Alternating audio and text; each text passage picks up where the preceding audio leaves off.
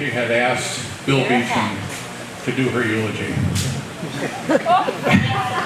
And I guess that's planning, because if you want an expert at eulogies, that would probably be Bill, and he's done so many.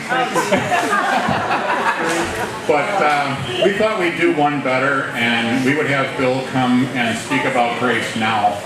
So I'd like to turn the mic over to Bill as the last speaker, but I would also like to present Grace with this flag that was made by one of our members, Ryan Strini, who handcrafted this flag recognizing Grace's accomplishment over the years.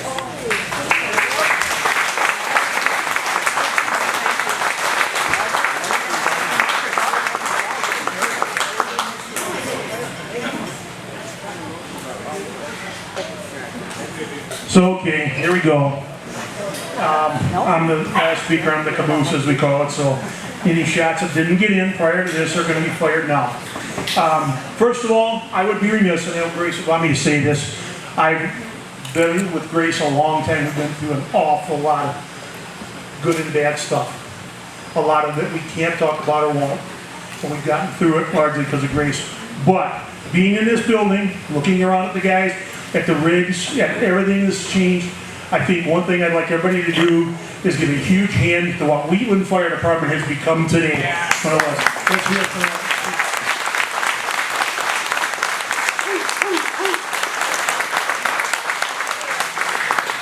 So let's get one thing straight, I am much younger than Grace. And I need to, yeah, right. I need to say that because I taught Grace and Dale the very first EMT class in 1979. It was largely Salem Rescue and Kenosha Fire Department personnel in that class. It was a tight group. It was really a great class. Grace and Dale, their daughter mentioned they were always together. My wife and I are fans of old radio shows. Those of you know what those are. I hate TV. I love listening to old radio shows, and one of them is George Burns, and we all call Grace Grace, but Dale was always Gracie, Gracie, Gracie, and Dale would occasionally smoke a cigar. And the one day I'm looking at him smoking a cigar and hear him calling Gracie, I'm thinking, this is George and Gracie. This isn't Grace and Dale, this is George and Gracie. And that's how I always thought of them. Something about teaching. There's three types of teachers, EMS, fire, whatever you do. There's preaching, screeching, and teaching. We all select what we're going to do. Grace was a teacher, period. She was an imparter, she meant what she said, and she wanted you to know it because she wanted you to get out there and do it, and because she cared about every one of those people that she taught. She cares and can tell you about every student she taught, remembers every student she taught, and give you personal anecdotes about every student she taught. Like when we're done here today, there's no doubt that she's going to say, this was great, but you know, there's some things you guys said that weren't exactly accurate, and fill you in a lot. She's always happy to see you. That means so much when we're doing this, and there's so many rotten things that can happen, not just on calls, but overall. And you'd come in somewhere where maybe you weren't even expected, and Grace would always say, there's Bill, like she was expecting me. And I felt like, you know, if everybody else in the place wanted to throw beer cans at my head, Grace was happy to see me, and that is so huge as to a leader and an instructor. Grace and I have both been in this a long time. I've been doing this, 45 years, so we've seen a lot of things that have changed. Grace and Dale are also very close to my wife's family, who part of that family is here today. Grace worked with Kathy and Peggy at the doctor's office for years and years, so we had local connections. And I'll tell you a real quick story. My wife was, for years, a firefighter EMT at Pleasant in Newport, and Grace and Dale did everything together. Well, Grace wanted to see that Teresa and I did everything together. So we had a drill one time when Teresa's when she was off because of our daughters, and before she went back to the department, we had a drill at Salem Central High School.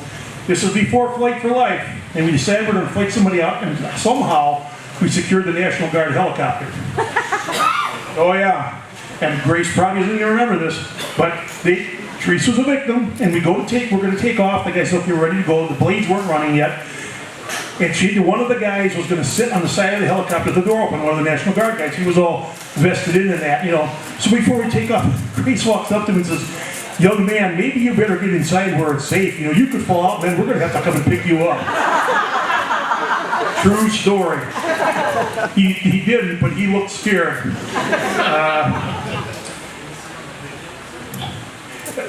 Grace and Dale were extremely involved in the Wisconsin EMS Association annual conference. Spent a lot of years, even when after Dale wasn't feeling so well, you always saw them. They were always helping out. They weren't looking for any credit or anything else, but they were always there. Did understand something about Grace, and yes, I'm getting to the end. I know there's understanding. Grace didn't want to do this EMS. She had to. Do you understand that concept? That's the truth. Some people want to, and that's fine. She had to. There was nothing else she could do.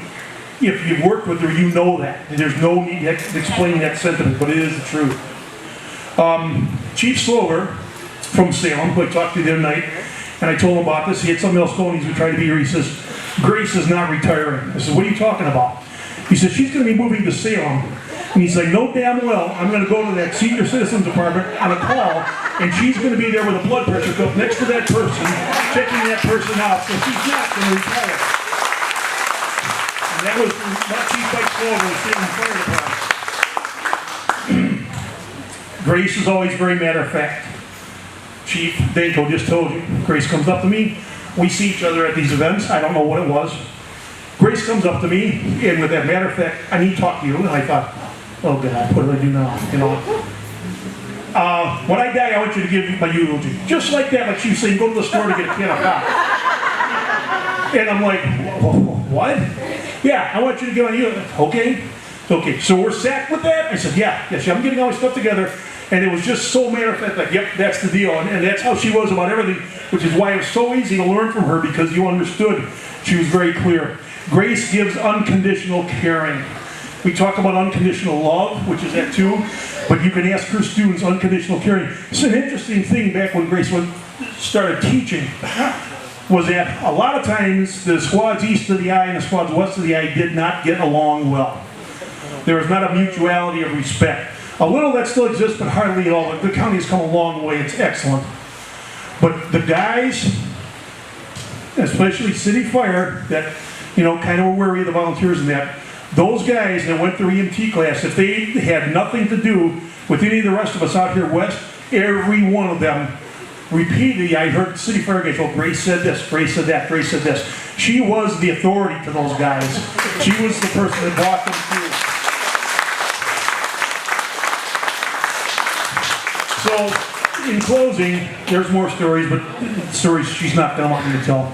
So, I of course want to thank her and tell you that, we love you. There's no secret about that. We will remember you, and we expect to see you around for a long time. But I would like to just ask everybody a favor here. So often now in the media, I tell my new guys, my department, when I train the new kids coming in, something that's changed in EMS fire service. Used to be, we were the heroes. Now nobody cares about that. That isn't why we do it. Now, you're in your bed at 2 o'clock in the morning, the tones go off, you're getting ready to go to the scene. 5 minutes after you get there, somehow whatever has happened turns out to be your fault. Seriously. For those of you who don't know, that's how it goes. But, however, this is an example of a true life lived well in EMS, and something that I wish media and more people would pay attention to. So I would ask all of you, there's a little acronym I want you to remember in closing. And you know what an acronym is? We use the letter FRFM. And I want you to all remember that today, FRFM. Because in my mind, and this is how I'd like her to be remembered, Grace Merrill is our first responder, first mom. Thank you all very much.